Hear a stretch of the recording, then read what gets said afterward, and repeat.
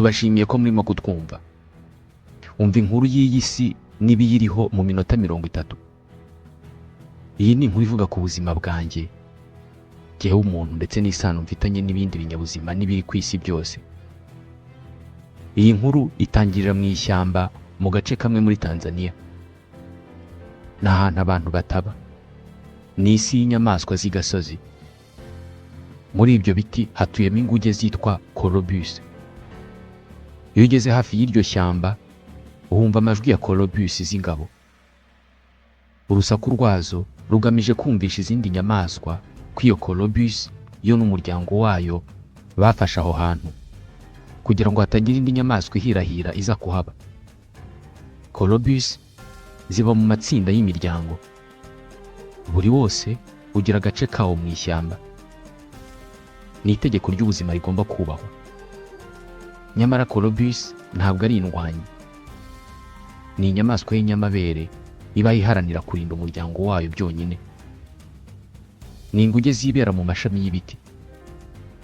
Kubaho umanitse mu kirere hagati y'ubutaka n'ijuru bishobora kuba bituma inyamaswa ibona iyi si mu yindi sura. Tekereza iyo nza kuvuka ndi Colobus, nanjye nkavukira mu ishyamba muri Tanzania. Iyo bigenda gutyo, ibiri ku isi byose uyu munsi ntabwo biba bimeze nk'uko bimeze. Biba bitandukanye cyane. Gusa ntabwo ari uko byagenze. Ntabwo navutse ndi inguge, ahubwo navutse ndi umuntu. Uku kuvuka ndi umuntu byatumye ubuzima bwa Colobus buhinduka bubi cyane. Hashize imyaka 200,000 ibi bibayeho. Umunsi umwe Colobus n'umuryango wayo zabyutse zisanga ishyamba ryazo ryavuyeho. Ahari ibiti zuriraga hari umurima w'icyayi. Colobus ntabwo yari yarigeze ibona ibyo bintu. Imirima y'icyayi. Ikindi Colobus itari yarigeze ibona ni jyewe, umuntu. Uwo murima wahinzwemo icyayi wari uwanjye. Bwari ubutaka bwanjye. Ibyo Colobus ntabwo yigeze ibyumva. Hanyuma ndayifata nyikura mu ishyamba yari yaramenyereye, nyishyira ahantu hagezweho ndetse nyishakira umurimo mushya ari wo kunshimisha. Iyi ni inkuru yanditswe n'impirimbanyi mu kurengera ibidukikije Yann Arthus Bertrand.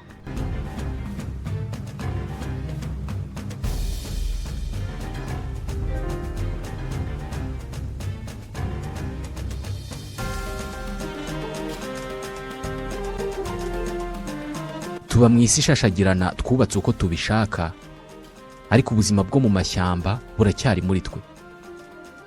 Buri mwaka isi yinjiza amamiliyari y'amadolari avuye mu bukerarugendo bukorerwa mu mashyamba, aho abantu bishyura amafaranga bakajya kureba inyamaswa z'igasozi ziyabamo. Uko gukunda ibyo mu gasozi ntabwo ari iby'ubu. Kera abantu batinyaga inyamaswa z'igasozi nk'intare, ibisamagwe, inkura, ingwe, inzoka n'izindi. Uyu munsi byarahindutse. Izi nyamaswa z'igasozi nizo zitinya abantu. Zabaye nk'impunzi hano ku isi. Zihorana inyota, inzara n'ubwoba. Mu myaka itari myinshi izaza zizisanga nta handi hantu zifiteho kujya. Ziragenda zizima buhoro buhoro, tukazisimbuza izindi nyamaswa zo zororwa zidufitiye akamaro ko kutugaburira no kudukorera. Mu bisekuru 500, ni ukuvuga mu myaka 10,000 yonyine, inyamaswa hafi ya zose zarorowe. Isi imaze imyaka miliyari 4 na miliyoni 500, ariko umuntu amaze imyaka 200,000 yonyine, ariko nta kintu na kimwe kikimeze nk'uko yagisanze. Ubuzima bujya gutangira hano ku isi bitekerezwa ko bwahereye ku bwoko bw'ikimera gito cyane cyitwa lichen. Kiri hagati yo kuba ikimera n'igihumyo. Ni ubwoko bw'ikimera gishobora kuba ahantu aho ariho hose. Gishobora kuba mu butayu, mu bushyuhe bukomeye bitagisabye gushinga imizi mu butaka. Kikitungirwa na carbone itembera mu mwuka. Imbere muri ibyo bimera niho hari bakteri cyangwa se udukoko. Nitwo zingiro ry'ubuzima. N'uyu munsi turacyariho. Twuzuye uturemangingo ndangasano tw'ibifite ubuzima byose biri ku isi. Turi mu binyabuzima byose, mu mibiri yose harimo n'uwanjye.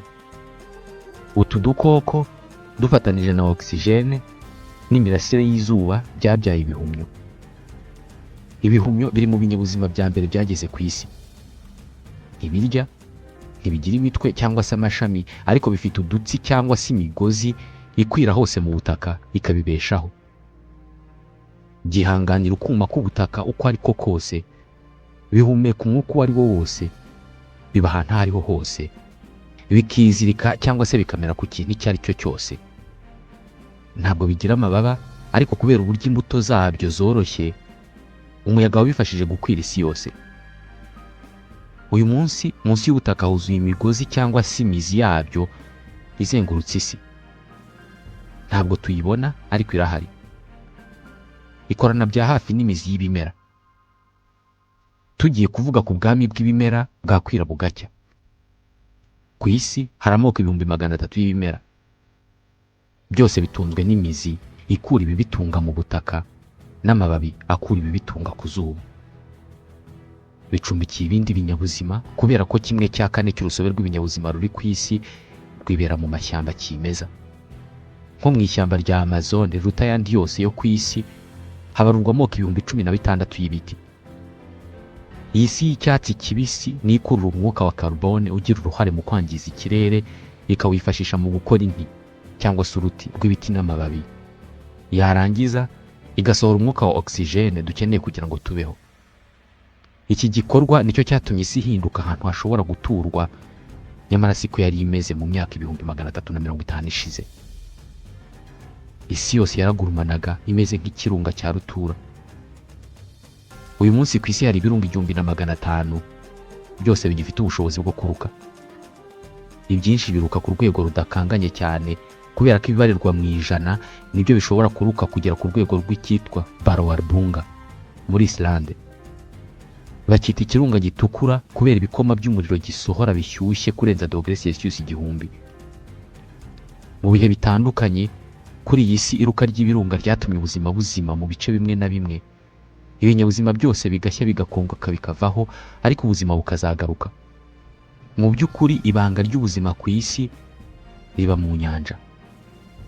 Ubitekerejeho neza wasanga ikintu cyose gifite ubuzima kuri iyi si gituruka mu mazi. Ibimera biba ku ndiba y'amazi byitwa algae ndetse n'urubobi nibyo byavuyemo ibimera byose tubona.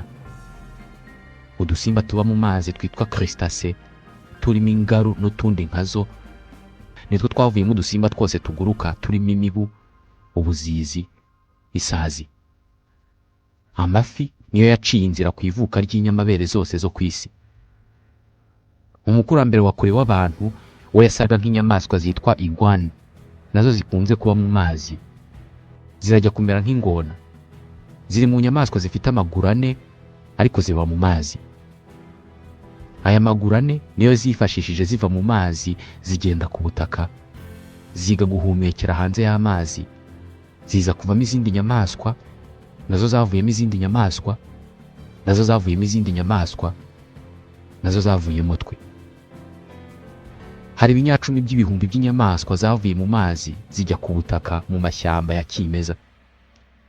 Zikiva mu mazi, izashoboye ubuzima bwo hanze y'amazi kurusha izindi ntabwo ari nini cyangwa se zifite ingufu nyinshi, ahubwo ni nto nk'izitwa salamandre cyangwa se imiserebanya.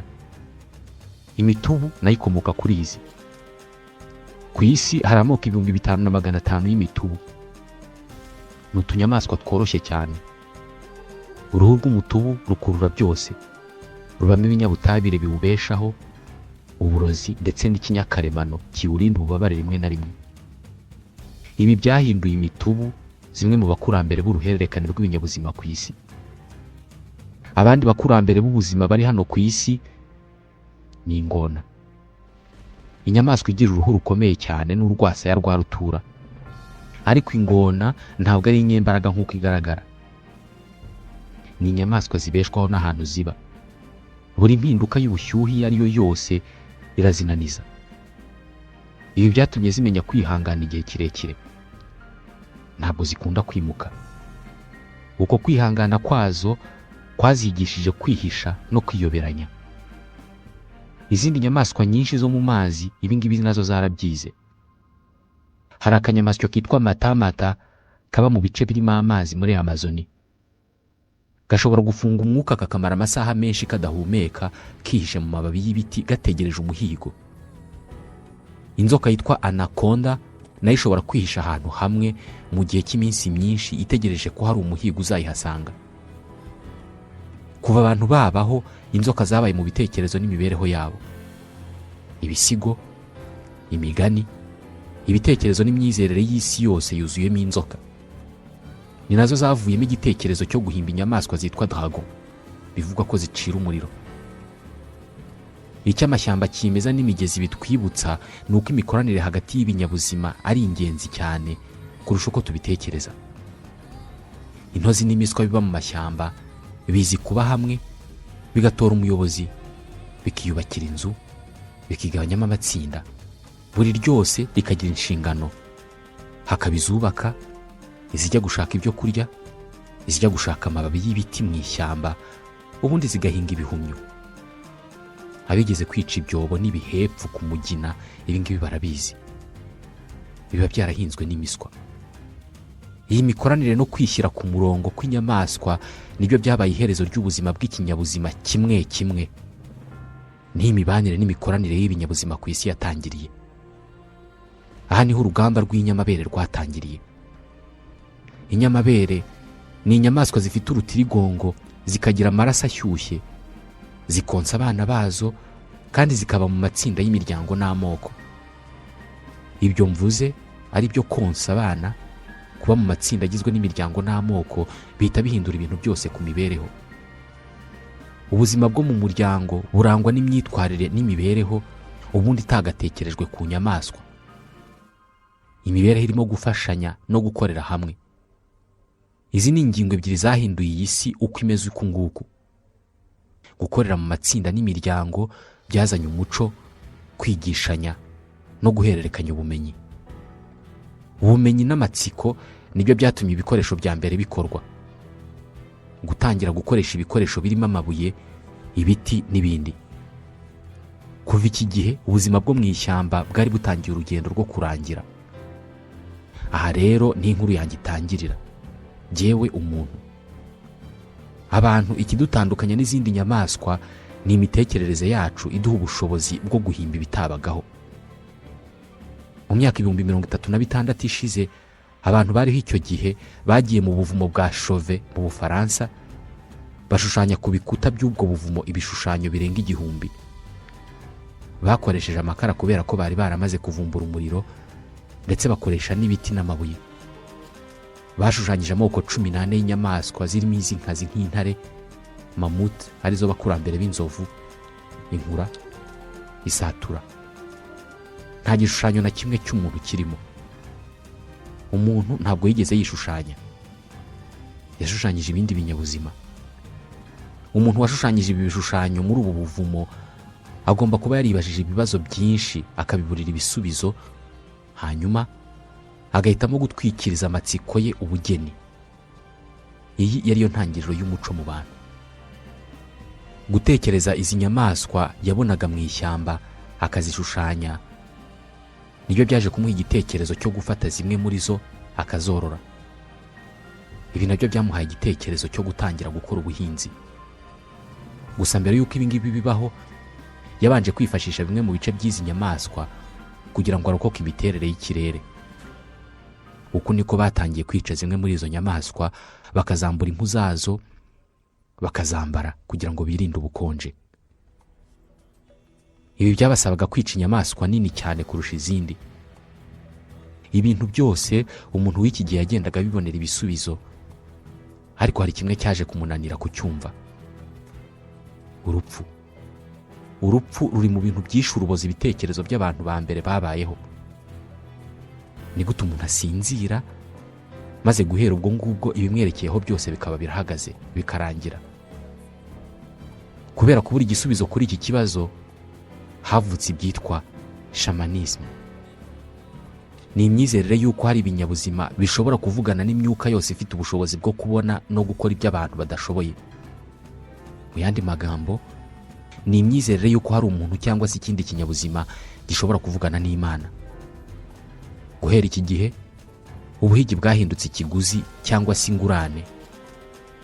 Urupfu rw'umuhigo rwahise rutangira kuba ikiguzi gihabwa imyuka itagaragara iba mu ishyamba.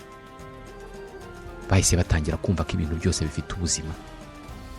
Amajwi y'amazi mu migezi, amashami n'amababi y'ibiti akomanganywa n'umuyaga, byose batangiye kuvuga ko bifite roho, yaba mbi cyangwa nziza. Batangiye kumva ko bishoboka kuvugisha igiti cyangwa se umugezi kandi ugasubizwa. Ngiyi intangiriro y'iyobokamana no gusenga. Hakiri kare cyane umuntu yatangiye gukorana n'izindi nyamaswa mu guhiga, by'umwihariko yabanje gufatanya n'ibirura. Iki nacyo ni inyamaswa iba mu muryango, igahiga kugira ngo ibone ibiyitungayo n'umuryango wayo. Ni nkatwe neza neza. Umuntu n'ikirura bamaze ibihumbi by'imyaka bafatanya mu guhiga. Iyi mikoranire iza kurema icyizere. Ikirura cyatangiye kororwa mu myaka 15,000 ishize. Niyo nyamaswa ya mbere umuntu yoroye. Nicyo cyaje kubyara imbwa tworoye uyu munsi. Hari ubundi bwoko bw'ibirura bwo bwakomeje kuba mu ishyamba, bukomeza kuba inyamaswa y'igasozi. Ibi ntabwo tubibona kenshi usibye kubyumva mu migani icirwa abana. Iki kirura cy'igasozi cyahindutse umwanzi w'abantu. Gusa hari indi nyamaswa yinjiye mu mibereho y'abantu igamije kubafasha. Bavuga ko inka ijya kwinjira mu buzima bwacu yanyuze mu mirima yacu. Abantu b'icyo gihe batangiye bayifashisha mu guhinga. Bazizirikagaho ibyuma cyangwa se ibiti bimeze nk'inkonzo bigenda byegura ubutaka aho zinyuze mu murima. Ni mu gihe cy'intangiriro zo korora, domestication. Domestique bisobanuye kugaburira, kurinda no kugenzura imyororokere y'ikinyabuzima. Ntabwo byari byoroshye, ariko abantu barabishoboye. Uyu munsi ku isi yose hari amatungo maremare arenga miliyari. Yose akomoka ku nyamaswa y'igasozi yitwaga auroch, yatangiye kororwa mu myaka 10,000 mu burasirazuba bwo hagati. Inka yari isoko y'ibiribwa. Uruhu rwayo rukavamo imyambaro kandi igafasha abantu mu guhinga. Ubuhinzi nabwo ni kimwe n'ubworozi, ariko bwo bw'ibimera. Guhinga ni ukorora ibimera. Umuntu yize guhitamo bimwe mu bimera by'igasozi nk'umuceri, ibishyimbo, amateke, ibigori n'ibindi, akabizana hafi ye, akabihatera, ubundi agakurikirana imikurire n'imyororokere yabyo. Nubwo ubuhanga bwateye imbere cyane, ariko inka zihinga ziracyahari. Ziracyahingishwa mu bice bimwe na bimwe by'isi. Uyu munsi ku isi yose habarwa abahinzi babikoresha isuka n'ubundi buryo gakondo bagera kuri 1,350,000. Amatungo yororwa yazaniraga abantu ubutunzi, bigatuma bitwa borozi, ariko bakaba n'abatware hashingiwe kuri izo nyamaswa boroye. Uko niko izi nyamaswa zaje kwisanga zinjiye no mu myemerere yabo, kubera ko imana zabo zabaga zikeneye ibitambo. Nguko uko izi nyamaswa zahindutse amaturo. Uyu munsi inyamaswa ziracyatangwaho ibitambo bigenerwa Imana hirya no hino ku isi.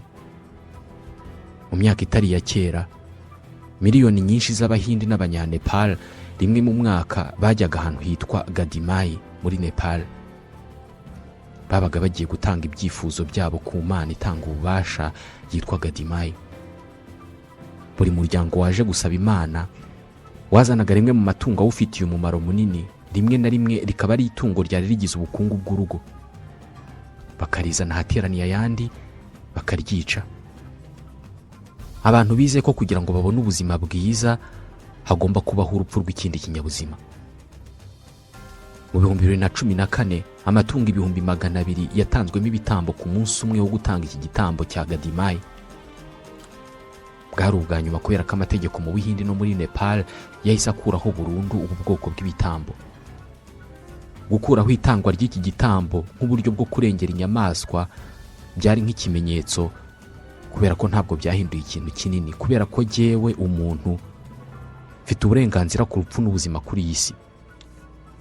Icyo nshatse kibaho cyangwa kigapfa. Umuntu afite ubushobozi bwo gutamba ubuzima akabukura ku isi, ariko icyarimwe akanabwishimira. Mu minsi mikuru y'amavuko n'indi minsi yo kwishimira ibiriho. isi nigena ibihe byo kwishima. Mu gihe ibihingwa byeze turasarura tugahunika, tugakora iminsi mikuru. Izuba ryava cyangwa se imvura yagwa naho bikabuko. Mu Buhindi buri mwaka hagati mu kwezi kwa gatatu haba umunsi mukuru wiswe Holi. Bishimira ko igihe cy'ubutaka bufumbiye bushobora kwera kigarutse. Abakire n'abakene, abagabo n'abagore ndetse n'abasanzwe barasigajwe inyuma n'amateka bose bahurira hamwe bakamara iminsi ibiri babyina bishimira ubuzima bafite n'umusaruro bejeje. Uwo musaruro tuwukesha ibindi binyabuzima birimo nk'inzuki zibangurira ibimera zigatuma byera imbuto. 70% by'umusaruro w'ubuhinzi tubona ku isi uboneka kubera ko inzuki zabanguriye ibyo bihingwa. 30% by'umusaruro usigaye uboneka kubera ko ibihingwa byabanguriwe n'utundi dusimba cyangwa se n'umuyaga. Uyu munsi isano y'umuntu n'ubuzima hano ku isi ntabwo ishingiye ku gusangira ibigize ubuzima gusa, ahubwo isigaye inashingiye ku bukungu. Biroroshye kandi birashoboka gukuraho imisozi, kuyobya inzuzi, kubuza ibyatsi kumera, byose bigakorwa hashingiwe ku kubona byinshi ku kiguzi gito kandi mu gihe gito. Nta muntu utwika amashyamba abishaka cyangwa se ngo akamye imigezi abishaka, ariko nanone ntawe ushaka kwicwa n'inzara. Amashyamba kimeza arasa n'ayamaze gushiraho. 1/3 cy'ubutaka buri ku isi ubu burakoreshwa mu buhinzi. Isi ifite iminwa myinshi yo kugaburira. Buri munsi abantu 400,000 baravuka, abandi 160 bagapfa. Ibi bivuze ko buri munsi ku isi hiyongeraho abantu 240 bo kugaburira. Abatuye isi muri rusange bose birirwa biruka inyuma y'izamuka ry'ubukungu. Gukora ibitanga umusaruro ndetse no kwiga nibyo bisunikira inyoko muntu gutera imbere. Uyu munsi abatuye isi ntabwo bakiri inyamaswa zigenda ku maguru abiri zirirwa ziruka inyuma y'ibyo kurya gusa, ahubwo uyu munsi inyoko muntu ni uruhumbirajana rw'ubwonko bufite ibitekerezo bitandukanye byose bishakisha inyungu. Icyarimwe harakomeza gucika icyobo cy'ikinyuranyo hagati y'umuntu n'ibindi binyabuzima. Imijyi abantu batuyemo yose iragenda iba myinshi kandi minini cyane. Yamaze guhinduka ihuriro rya byose. Ntabwo ari byinshi biyikorerwamo, ariko byose biyihuriramo. Iri terambere riragenda rihindura uko abantu barya ndetse n'ibyo barya. Ku bantu bakize gutya, ingano, amata n'umuceri ntabwo bigihagije. Abantu bose bakize cyangwa se babaye abasirimu batangira kurya inyama nyinshi. Ubworozi ntabwo bukiri umwuga cyangwa se igikorwa, bwahindutse uruganda rw'isi yose. Ubuhindi, Brazil na Australia nibyo bihugu bya mbere bigemura inka nyinshi hirya no hino ku isi. Ninde wari warigeze atekereza ko hari igihe bazagemura inka? Bafata ahantu hangana na hegitari miliyoni hose bakahashyira inka zitarisha ubwatsi, ahubwo zigaburirwa ibinyampeke nk'ibigori cyangwa se soya. Mu gushorera izo nka cyangwa se kuzegeranya, abashumba bakoresha kajugujugu. Aragira inka ari muri kajugujugu kubera ko aribwo ashobora kuzibona zose uko zakabaye. Inshuro imwe mu mwaka aya mashyo aregeranywa, inka zikabarwa, buri nka igashyirwaho ikimenyetso mbere yo kuzohereza kugurishirizwa ku masoko yo mu Burayi no muri Aziya. Buri mwaka Australia igurisha mu mahanga toni 1,500,000 z'inka zamaze kwicwa zigakurwaho uruhu, hasigaye kuzikuramo inyama gusa. Nta nubwo bakibara umubare w'inka, basigaye babara ibiro by'inyama inka ishobora gutanga. Inka yamaze guhinduka ikintu cyangwa se igicuruzwa nyamara ifite ubuzima. Umuntu upakiye ikamyo yuzuye inka agiye kuzigurisha ahantu runaka avuga ko yohereje ikamyo y'ibicuruzwa. Uku gucuruza ubuzima ni igikorwa cyatangijwe na Leta Zunze Ubumwe za Amerika. Marchandisation de la vie. Ubu ntabwo bikiri ikibazo cy'ubuzima cyangwa se ubworozi bw'umuryango ngo uvuge ko iwanyu mufite amashyo. Ni ikibazo cyo kumenya ngo ayo mashyo yanyu ahagaze amafaranga angahe.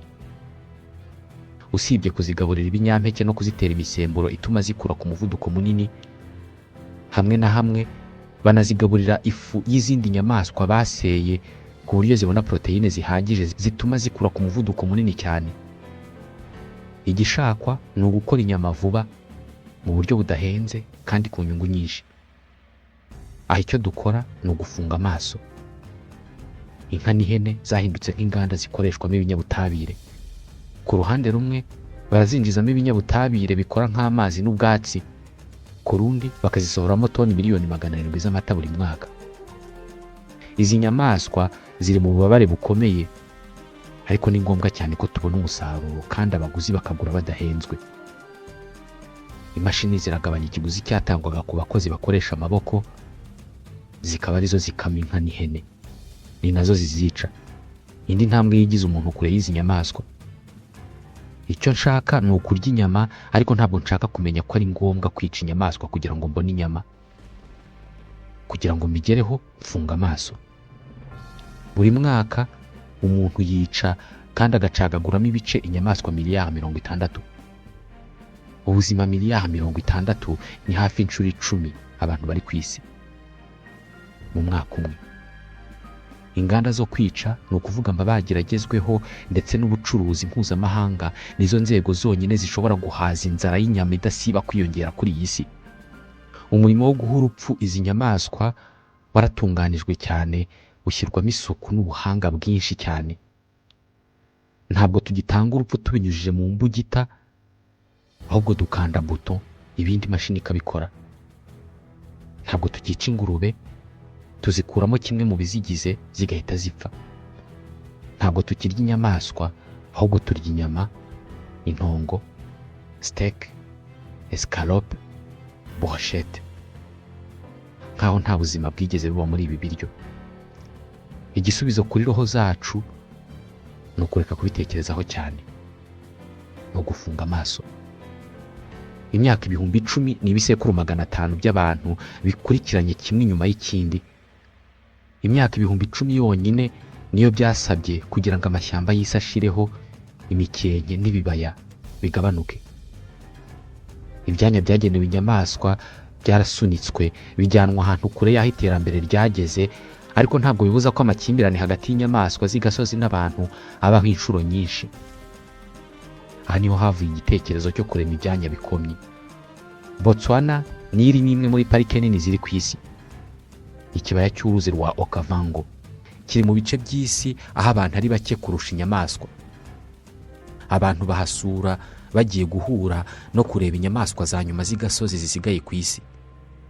Aba bishyura amafaranga akoreshwa mu gucunga no kubungabunga iyi parike. Umunsi tuzakora imibare tugasanga amafaranga ava mu bukerarugendo ari make ugereranije n'ay'ubwo butaka bwakinjije, izo nyamaswa tuzazirukana aho hantu tuhatere kawa. Kugera muri iyi parike bigaragaza isura y'uko isi yari imeze abantu batarayizaho. Hano niho ushobora gusobanukirwa uburyo twiga zahoranye akajosi kagufi, ariko mu myaka 250 amajosi yaza akaza gukweduka kugira ngo zijye zishobora kurisha mu bushorishori bw'ibiti bya acacia. Ibi nibyo bizibeshaho. Ku rundi ruhande ibi biti bya acacia nabyo bibeshejweho n'inzovu.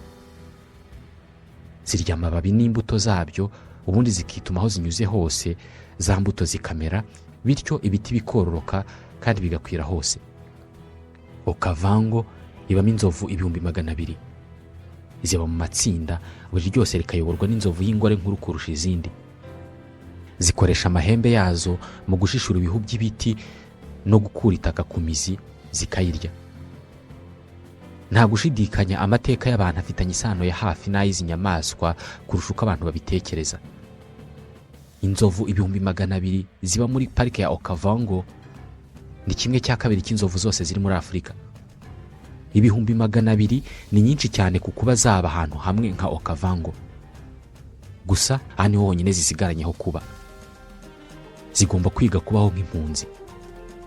Botswana yakuyeho ubuhigi, ariko izi nyamaswa zemerewe kugenda zikava muri Botswana zikajya mu bindi bihugu bituranye nayo nka Namibia. Zo ntabwo zizi by'imipaka cyangwa se by'amategeko.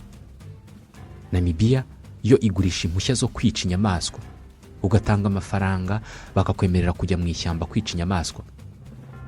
Nkaho ibi bidahagije, ikibaya cya Okavango kibeshejweho n'amazi y'uruzi rwa Okavango ruturuka mu migezi yo muri Angola na Namibia.